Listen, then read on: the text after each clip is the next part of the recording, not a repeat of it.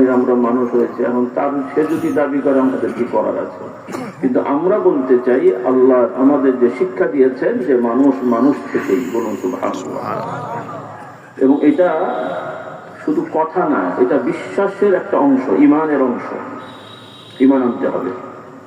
কারণ প্রচলিত নিয়মে এই জগতের ইতিহাস সম্পর্কে বা জগতের শুরু এবং মানুষের শুরু এই বিষয়ক যে আলোচনা গতানুগতিক কলেজ ইউনিভার্সিটিতে পড়ানো হয়, তাতে করে কিন্তু দৃঢ়তার সহিত আমাদের সন্তানেরা এটা পড়ে না যে এই জগতের স্রষ্টা আল্লাহ এবং এই মানুষগুলো আদম থেকে সৃষ্টি, এই দৃঢ়তা কিন্তু বহু ছেলেদের মেয়েদের নাই। তারা মনে করে যে মুসলিম হিসেবে ইসলাম ধর্মের মত হচ্ছে যে আদম থেকে মানুষ হয়েছে, আর বিজ্ঞানীদের একটা অংশের মত হলো বাদর থেকে রূপান্তরিত হয়েছে। আসলে কি হয়েছে আমরা জানি না, যেটাই হোক একটা হয়েছে আর কি। আচ্ছা, এই ধরনের চিন্তা যদি কারো থাকে, সে কি মুসলমান? সে মুসলমান হবে? হবে না। কারণ এই শিক্ষাগুলো আল্লাহ তাআলা স্বয়ং আমাদেরকে জানিয়ে দিয়েছেন। কাজে এখানে কোনো ধরনের আলাদা মত প্রকাশের কোনো সুযোগ নেই। এটা দৃঢ়তার সহিত বিশ্বাস করতে হবে।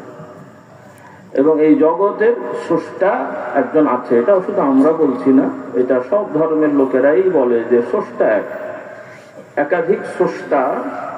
চাঁদের স্রষ্টা আলাদা, সূর্যের স্রষ্টা আলাদা, মানুষের স্রষ্টা আলাদা। এ ধরনের মতামত আমার চোখে পড়েনি বা আমি শুনিনি। আপনারা শুনেছেন কিনা আমি জানি না।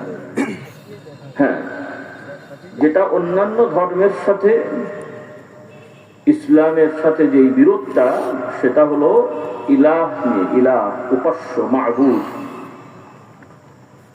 সেটা সুযোগ থাকলে আমি বলবো ইনশাআল্লাহ।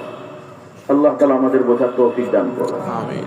তাহলে আমার যুবক যুবতী ভাই বোনেরা, স্কুল কলেজের ছেলে মেয়েরা, আমাদের দৃঢ়তার সহিত বিশ্বাস করতে হবে এই সকল কিছুর স্রষ্টা এক, তার নাম হলো কি? আল্লাহ।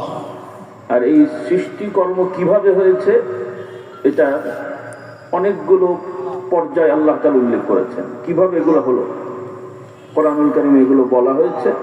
আমার অনুরোধ থাকবে আপনারা এগুলো শিখবেন, পড়বেন ইনশাআল্লাহ।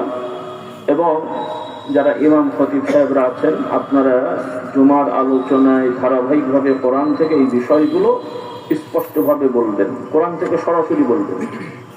কারণ এই ধরনের ওয়াজ মাহফিলে আনুষঙ্গিক কিছু কথা বলতে যে সুনির্দিষ্ট বিষয় অনেক সময় ঠিক রাখা যায় না।